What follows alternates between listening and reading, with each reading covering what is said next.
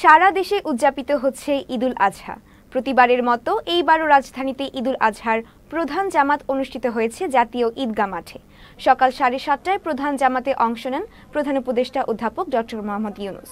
এছাড়া সরকারের উপদেষ্টা পরিষদের বিভিন্ন সদস্য, সুপ্রিম কোর্ট ও হাইকোর্টের বিভাগের বিচারপতি, রাজনৈতিক নেতা, সরকারের ঊর্ধ্বতন কর্মকর্তা, বিভিন্ন মুসলিম দেশের কূটনীতিক সহ সর্বস্তরের হাজারো মানুষ ঈদের নামাজ আদায় করেন। ঈদের নামাজ আদায় করতে সকাল 6:30টার পর থেকে জাতীয় ঈদগাহে আসতে থাকেন মুসল্লিরা। এ সময় ঈদগাহের মূল ফটকের সামনে ছিল মুসল্লিদের দীর্ঘ সারি। সব ধরনের শ্রেণী, পেশা, আর্থিক অবস্থান ভুলে পাশাপাশি দাঁড়িয়ে সবাই ঈদের নামাজ আদায় করেন।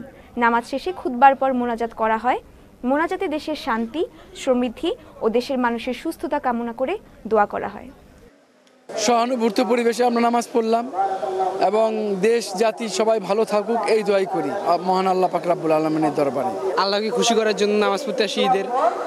আল্লাহকে খুশি করলে আমার যা আছে মনের আশা তা তো পূর্ণ করে দিব আল্লাহ। তো আমার আশা আছে আমার আব্বু আম্মু যেন সুখে শান্তিতে থাকে।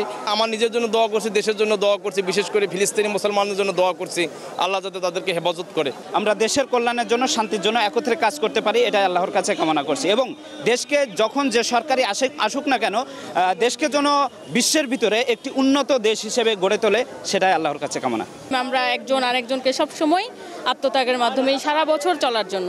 ইনশাআল্লাহ আপনারাও ভালো থাকবেন। ঈদ মোবারক।